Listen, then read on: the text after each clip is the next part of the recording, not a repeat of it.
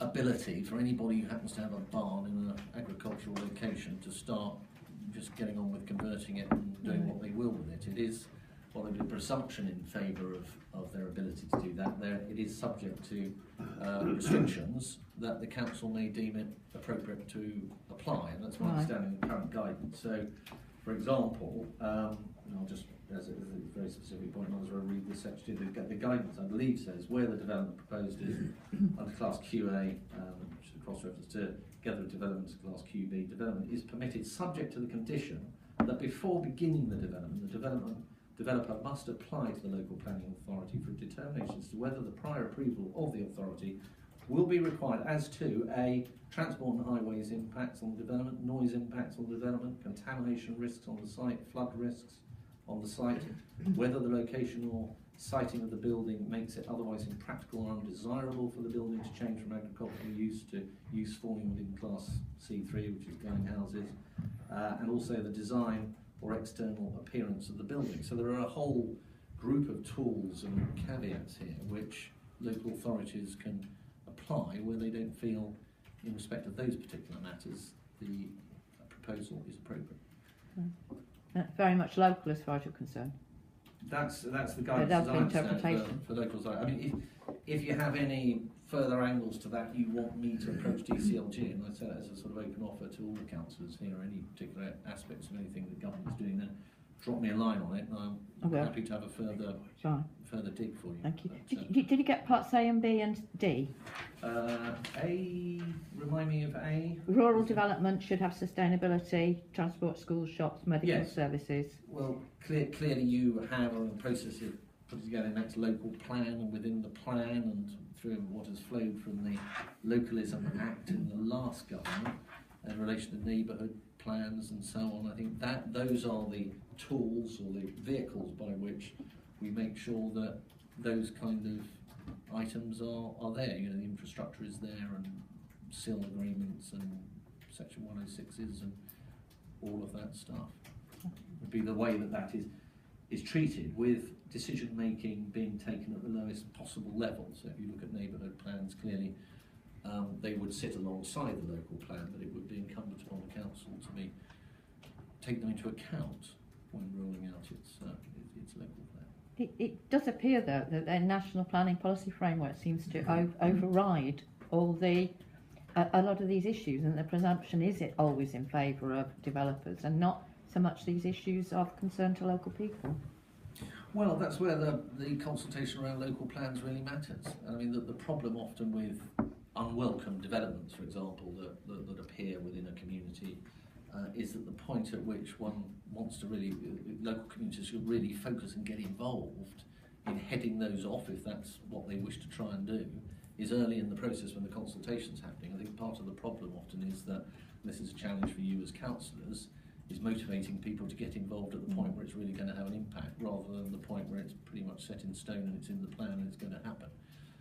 So, in a sense, the nicest possible way, I kind of throw it back and say, well, you've got to get out there and get your communities engaged in that process. We are doing that. We're putting together a neighbourhood plan, but we're always sort of subject to restrictions that you can't do that because the National Planning Policy Framework says you must do this, that and the other. So there is this, you know, we talk about localism and people's ability to control it, but it does seem to me that the National Planning Policy Framework seems to override all the local concerns. But anyway, if there are any specific examples you want to drop me a note on and get me to take up, I will be very interested to do that. Fine, I will do that because we have quite a number, and I don't want to bore everybody here. I'm quite good at that, but I won't today. The guidance on the back garden development. Now, pre the 2010 election, there was a lot of talk about controlling back garden development, and then it seems to have gone.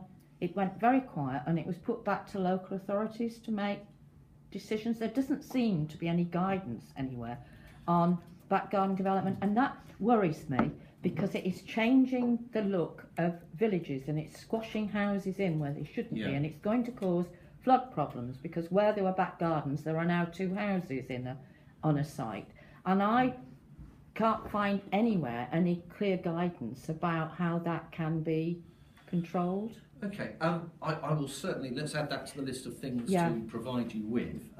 You're right, under the previous government, i.e. not the coalition one, but the one before 297 and 2008, I know residential land, such as people's gardens being built on, went from about 1 in 10 buildings to 1 in 4, so there's a huge sort of growth that is happening, which we basically hit on the head.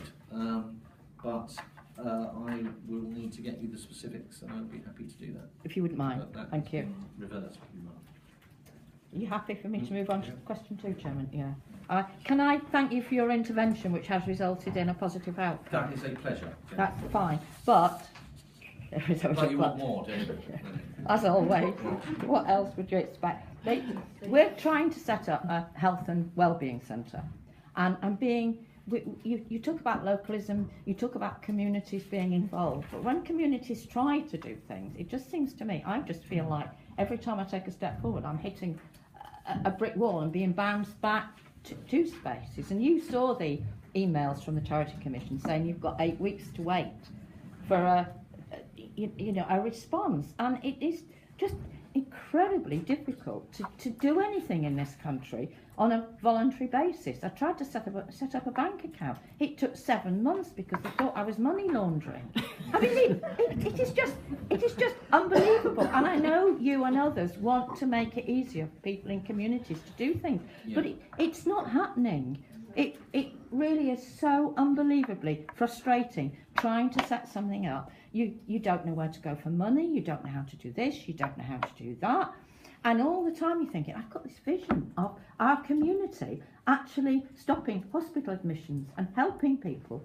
And I just keep, honestly, Mel, it's just this brick wall the whole time. I mean, the Charity Commission, it's taken us from August to sort the issues out.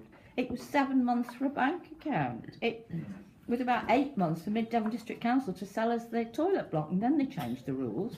I mean, it's a nightmare for people who want to do things for their community. Okay, on the specific issue you raised, which was the Charity room Commission. for you, yes, registration, etc.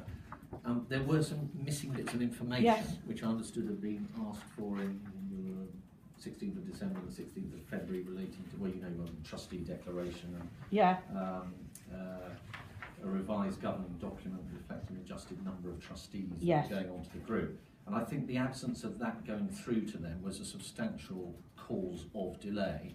The point about the 8 weeks, I have great sympathy with you on, because that is a long time to have to wait.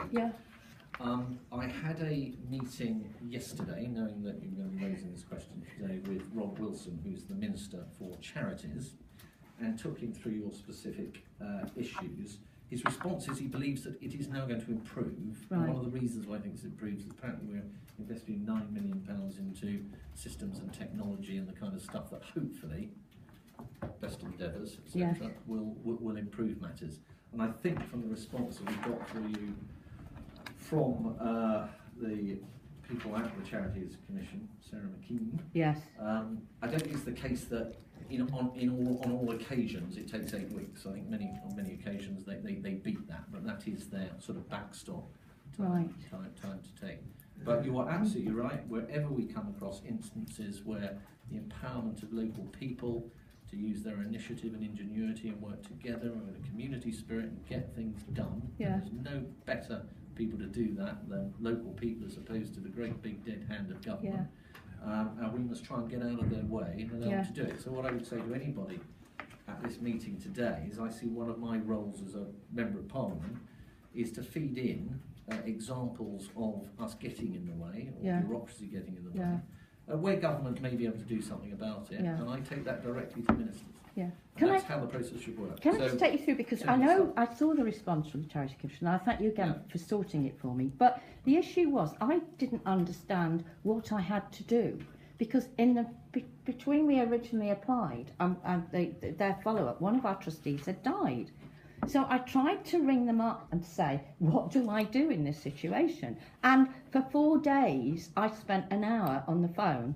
And every time I rang them, you want to try it, honestly, every time I rang them, I'd say, you're fourth in the queue. And we'd get down, I'd get 3, 2, 1, and I'd get to 1 and think, I'm there. And then it suddenly cut you off at 20 minutes on the dot. they cut you off because they've got too many calls. Now, I was doing that 3 times a day for 4 days, and I got close to throwing the phone through Can you send me the details of the line that you were phoning? Yes, I will. Make sure it's the Charity Commission line. Further to my meeting with Rob Wilson, Yeah. he knows I'm seeing you today. Yeah. I will go back to him and ask him specifically about what data there is on how efficient that service is. Right. Whether your experience is standard, write in which it case down. it sounds totally unacceptable. Yeah. Or if it's just, you happen to phone at a time when it was very difficult. But And can you provide me with as much detail and as the you other can? thing is they come back with questions, but the charity registration is so complicated and the language they use is so complicated that again you can't understand what they're actually asking you to do some of the times. I mean you almost need a lawyer to fill in some of the stuff that's thrown your way. So is the website useful? the Charity Commission website is quite good, but you can't get the answers to the specific questions when you've got a question about registration. But I think I made my point, and I can see people getting cross with me. So I'll move on to question 3. Go on then. This one is absolutely fascinating because the 2012 executive arrangements give the Cabinet powers to stop the meeting, basically, and get rid of anybody that's causing disruption, and then carry on the meeting in private. Now, my view is that if somebody's causing disruption, the chairman's got the power to throw them out. They should get rid of them. Then they should start the meeting back in the pub